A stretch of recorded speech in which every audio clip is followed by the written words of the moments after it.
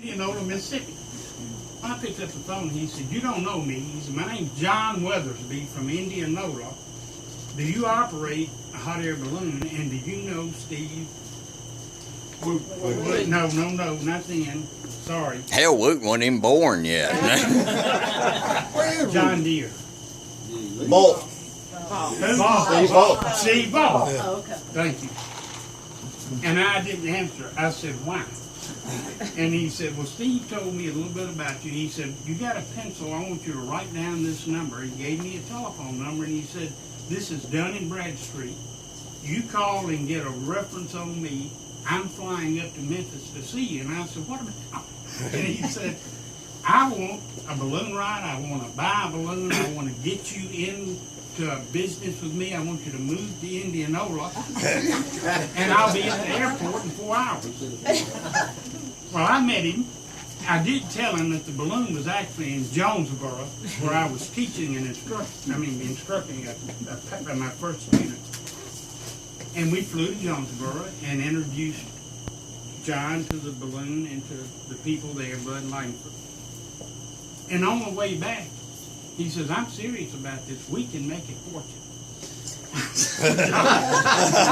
got a decent job and career. Doesn't matter if you don't like this. Come on. So I turned in my resignation. I got my 6-month-old baby and my wife, and we moved back to the Delta, to Indianola. John sets up the operation there at the Chevrolet place, and he bought the control tower. Does anybody remember that? From the Greenville Air Force Base? And that was the office. Well, it's the hottest damn place in the summer, and it had no electricity, but that's where we operated. That's when the craziness really began. Our business card said "Professional Aeronauts." And what'd the T-shirt say?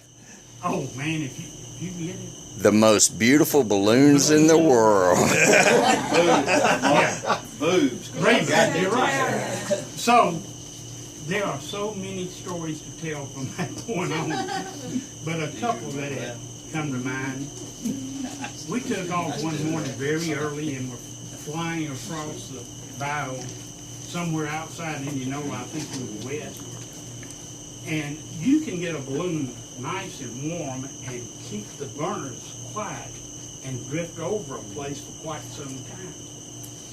And as we're approaching, you always want to look down in the water and you can see your mirror image. And there's a big, fat woman with a sun hat, must have been this big, just barely covered her from looking down, sitting on a minute bucket with a pole. And John says, "We're not 100 feet, we're not twice as high as the house." He says, "Good morning." John says, this story so well. This hat goes. Never looked up. And John said, I said, "Good morning." The pole, she started winding up the line and the cord. And he says, "Good morning, this is the Lord. Look up here." She started winding. She made it round, never looked up. Grabbed her minute bucket and headed out.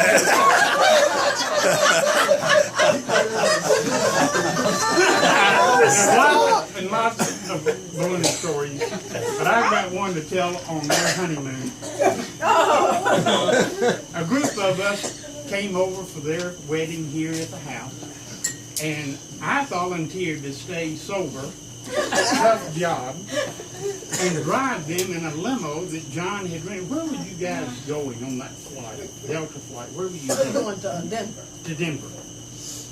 I keep trying to get them out of the house. I'm going to tell you, James had a lot to drink. John had a lot to drink. And I finally said, "Look, our flight's an hour and a half. You've got to get in here."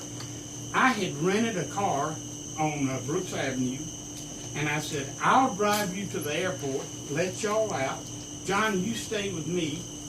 Drop me off at the rental car place and go back and park the limo and get on the plane." Isn't that right? Well, they're throwing empty champagne bottles at me.